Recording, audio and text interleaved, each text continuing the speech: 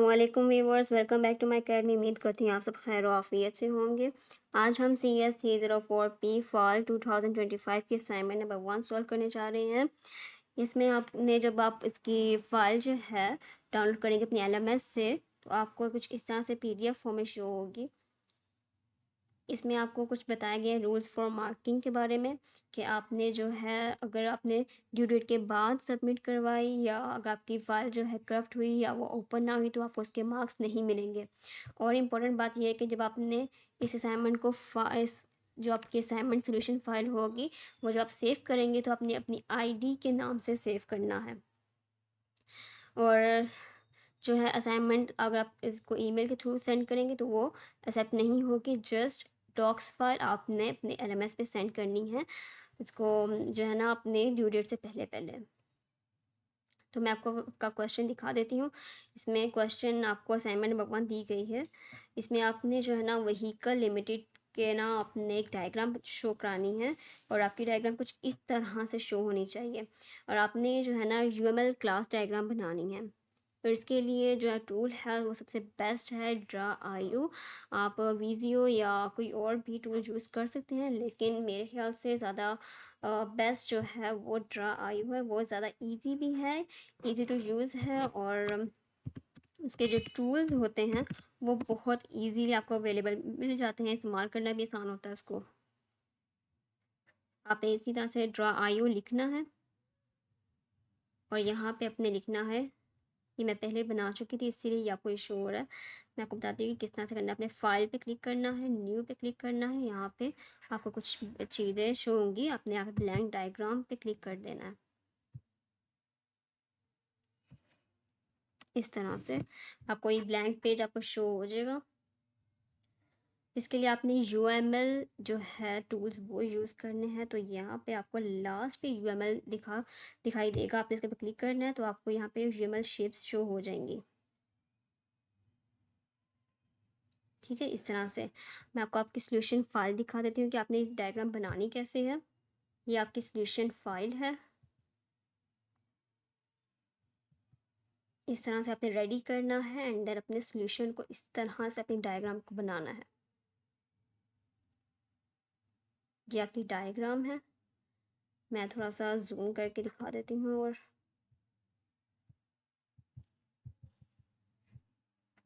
ये जो आपने जो है रेक्टेंगल अपना लिया हुआ है वो आपने ये जो अपने ब्लॉक्स लिए हुए हैं वो आपकी जो शेप है वो आपको यहाँ UML की जो फर्स्ट लाइन है थर्ड वाला जो शेप है क्लास के नेम से आपने उसके ऊपर क्लिक करना है। या आपको इस तरह से मेंशन आपको आपकी शीट पे आ जाएगा। अगर आपने इसको एडिट करना है तो आपने इसको डबल क्लिक करके आप इसके अपनी जो है जो ऑर्गेनाइजेशन यहाँ लिखा हुआ है आप इसके ऊपर ऑर्गेनाइजेशन इस तरह से डबल क्लिक करके ऑर्गेनाइजेशन लिख सकते हैं। देन अगर जब आप इसके ऊपर लिखेंगे इसी तरह से आपने डबल क्लिक करना है और आपने लिखना है। अगर अगर आपके जो है इस तरह से एक ही स्मॉल ब्लॉक में नहीं आ रहा, आपको अपनी विड्थ को इंक्रीज़ करना है तो आपने इसके ब्लॉक के ऊपर क्लिक करना है, ये वाले इसी के साइड के ऊपर क्लिक करना है और आपने इस तरह से ड्रैग कर देना है। इसकी जो विड्थ होगी वो इंक्रीज़ हो जाएगी।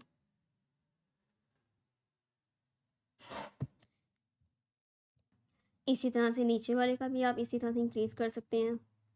इसकी विड्थ को आप जैसे चाहे मर्ज़ी इंक्रीज़ कर सकते हैं और जैसे चाहे मर्ज़ी इसको डिक्रीज़ कर सकते हैं।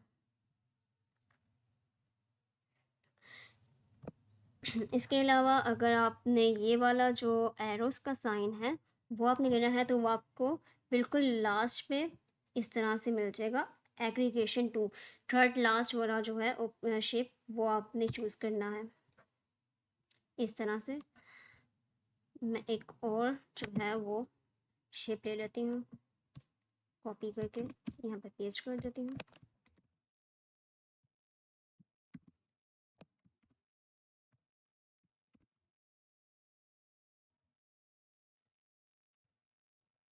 इस तरह से जो यहाँ पे टेल है वो आपने इस ब्लॉक के साथ कनेक्ट कर देनी है और इसका जो हेड है वो आपने यहाँ से कनेक्ट कर देनी है और आप चाहे तो इसकी जो है शेप को चेंज भी कर सकते हैं इस तरह से। ये हो गई आपकी ये फर्स्ट एरो हो गया आपका। और जो दूसरा है इस तरह का एरो, तो ये आपको शो आपको यहाँ पे मिल जाएगा सेकंड लास्ट पे कंपोजिशन 2। यहाँ पे आप क्लिक करेंगे, आपको आपकी स्क्रीन पे शो हो जाएगा। मैं एक और जो है वो शेप ले लेती हूँ। कंट्रोल सी किया, कंट्रोल वी किया, यहाँ पे आ गया आपको। देन आपने इसकी जो है कैसे दिखाना है, अपने टेल को आपने इस ब्लॉक के साथ कनेक्ट किया, उसका हेड जो है यहाँ पे कनेक्ट किया, और अपने इसकी शेप को चाहे तो चेंज कर सकते हैं।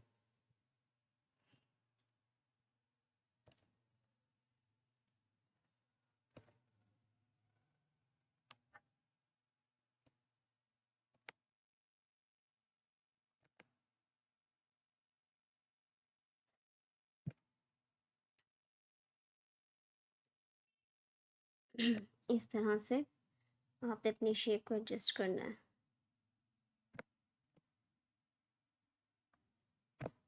इस तरह से।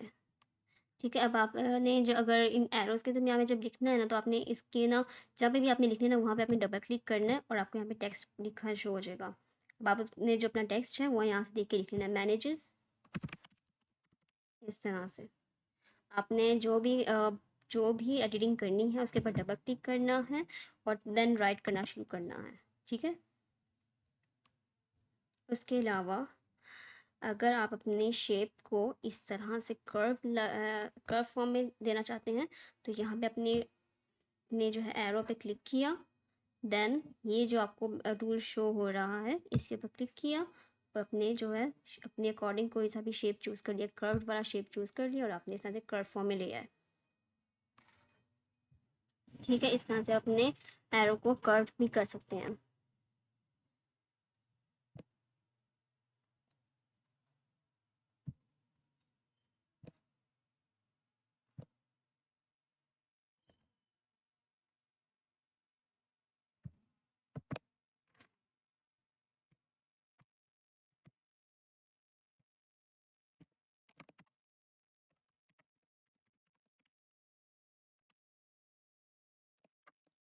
ठीक है, इसके बाद है अम, ये वाले एरोज़ भी आपको यहीं पे मिलेंगे। यहाँ पे सेकंड लास्ट लाइन में जो है थर्ड वाला, इस तरह से आपने क्लिक करना है, और आप इसको अपने नेट कर सकते हैं। इसी तरह से आपने इसकी एक जो टिप है, इसकी जो टेल है वो आपने एक ब्लॉक के साथ जोड़नी है, और जो एरो है वो इसके साथ जो है ना मैच कर देनी है, कनेक्ट कर देनी है। ठीक है। इसके अलावा आपने जो है, अगर मैं आपको सारी डायग्राम बनानी सिखाऊंगी ना तो बहुत टाइम लग जाएगा और वीडियो बहुत लंबी हो जाएगी। इसलिए आपने क्या करना है कि आपने हाफ हाफ की ना स्क्रीनशॉट ले लें, या फिर वीडियो को पॉज करके पहले हाफ डायग्राम बना लें, फिर देन बाकी का हिस्सा बना लें। मैं आपको दिखा देती हूँ इस तरह से। आई होप कि आपको ये एक एक वर्ड अच्छे से नज़र आ रहा होगा। इस तरह से आपने अपनी जो है ना ब्लॉक्स के अंदर लिखना है, और ये भी लिखना है 1 डॉट डॉट स्टार, इसका मतलब है 1 टू मैनी, और ये 1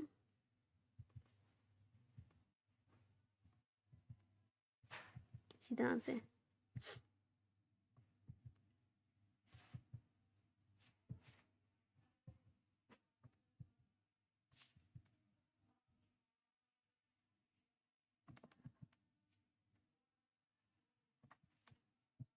मैं आपको बाकी का हिस्सा भी दिखा देती हूँ, ये इस तरह से।